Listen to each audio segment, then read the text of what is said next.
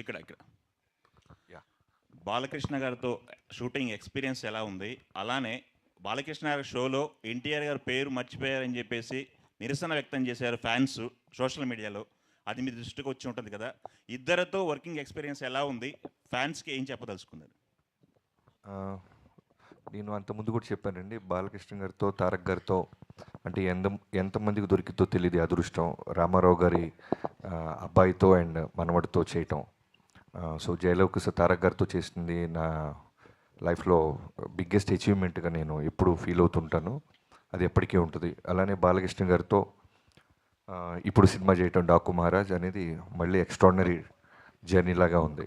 So ఇద్దరిలో common points చాలా ఉంటాయి. బట్ మొన్న ఎవరు అడిగినప్పుడు నేను చెప్పింది ఏంటంటే, ఫ్యాన్స్ని చాలా ఓన్ చేసుకుంటారు. అంటే వాళ్ళ ఫ్యామిలీలో జరిగిన ఇన్సిడెంట్స్ అయి ఉండొచ్చు, ఎవరైనా వాళ్ళు జర్నీ చేస్తుంటే ఫంక్షన్లకు వచ్చి వెళ్తున్నా, లేదు బాలయ్య బాబు గారు కూడా షూటింగ్ ఎవరైనా ఆయన దూరంలో మేము జైపూర్లో ఉన్నప్పుడు వచ్చిన, మారేడుమిల్లి అప్పుడు వచ్చిన ఆయన కోప్పడుతుంటారు. ఏంట్రా అంటే దాని రీజను, ఇంత జర్నీ చేసి వచ్చారు వాళ్ళు సేఫ్కి వెళ్తారా లేదా అని. సేమ్ తారక్ గారు కూడా మేము పూణేలో చేస్తున్నప్పుడు ఫ్యాన్స్ ఎవరైనా వస్తుంటే మ్యాక్సిమం అవాయిడ్ చేసేవాళ్ళు. ఏంటంటే ఓ రోజు చెప్పారు, బాబీ మనం అంతా ఇక్కడ కంఫర్టబుల్గా ఉంటాం, వాళ్ళు పాప నాతో ఫోటో దిగడానికో లేదా నాతో దూరంగా చూడటానికి వస్తుంటారు, మళ్ళీ వాళ్ళు వెళ్ళేదాకా నాకు బ్యాక్ ఆఫ్ ద మైండ్ అది ఉంటుంది అని.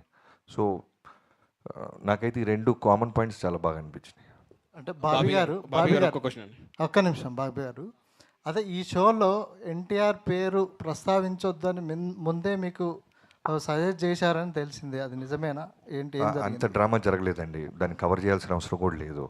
అవి ఏమి లేవు. అంటే అక్కడ స్లైడ్ అయిన ఫొటోస్ని అడిగారు బాలయ్య బాబు గారు, వాటికి నేను సమాధానం చెప్పాను.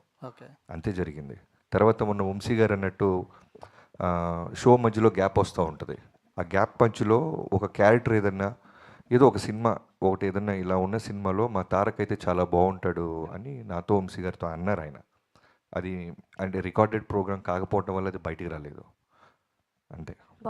తర్వాత ఆయనకి జైలోకుస్ అనే సినిమా చాలా ఇష్టం. సో దాని గురించి కూడా నాతో 2-3 సార్లు మాట్లాడారు. సో అవేమీ లేవు.